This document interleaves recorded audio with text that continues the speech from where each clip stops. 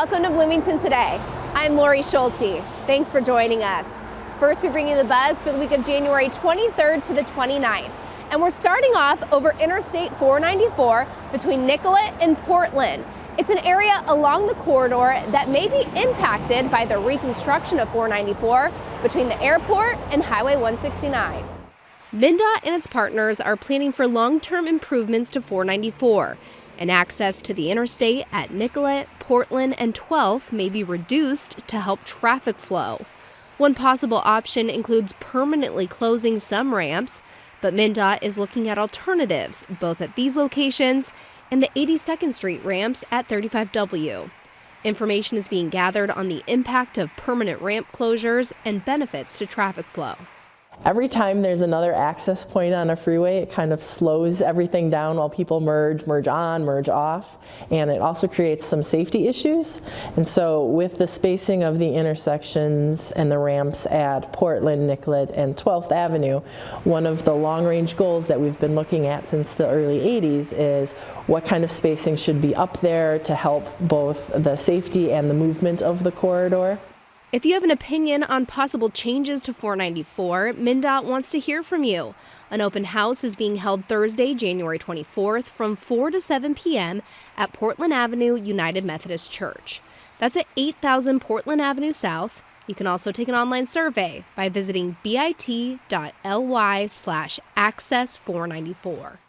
Road construction is one example of a city service that relies on federal funding. And it's these kinds of projects that can be affected by a federal government shutdown. Current road and trail projects that rely on federal money include the France Avenue Trail and the Orange Line. The Old Cedar Avenue Trailhead building is also federally funded, but the project has been able to move forward. We've been pleasantly surprised because Fish and Wildlife is one of the agencies affected during the shutdown, but their refuge manager is still working, and we actually saw our special use permit get approved during the shutdown.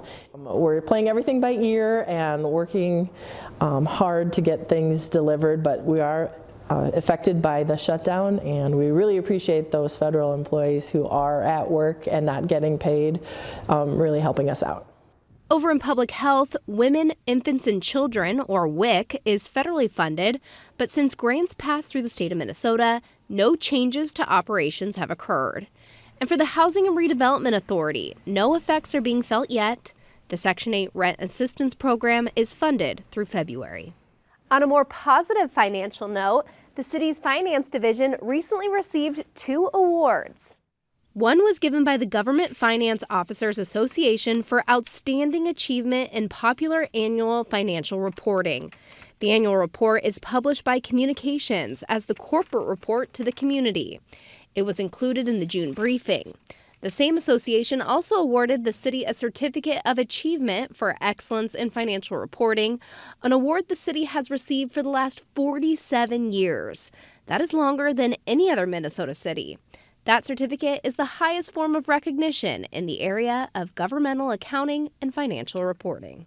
Finally, we have another answer to a question asked at town hall forums last year. In this video, City Manager Jamie Verbrugge explains what's being done to improve Interstate 494.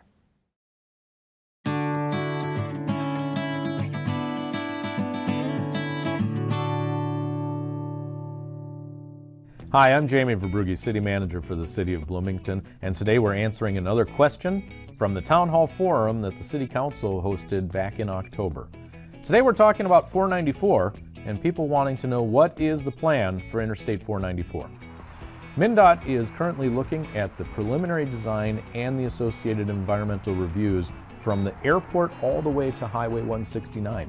So with the project, they're looking to improve the reliability of the average rush hour trip, improve safety, construct managed lanes, and improve the drainage systems to reduce localized flooding. The project study, the alternative analysis, and the environmental assessment are all scheduled to be completed by the end of 2019. Final design and right-of-way acquisition is going to be completed by the end of 2021. We expect that construction of the highway expansion project will take place between January of 22 and December of 23. The possibility exists that some of the work will be advanced to earlier years and we know that there's a lot of work yet to be done. So stay tuned for more information. You can check it out by heading to our website. You could go to blm.mn/494, where you'll find a lot more information over the course of the next months and certainly in the next couple of years. The bottom line is, be prepared that 494 is going to be a long project when it begins, and it's going to require a lot of patience. But in the end, it's going to be worth it.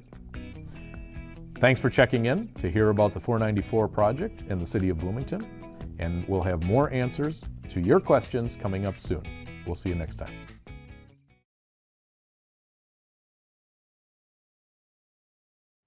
That is the Buzz on Bloomington today for the week of January 23rd to the 29th. If you'd like to watch other stories from the show, go to this week's playlist. There you'll find a video comparing this winter to other recent winters when it comes to snow removal and outdoor ice rinks. There's also a piece highlighting a new class at Highland Hills aimed at helping older adults hit the slopes. Thanks for watching.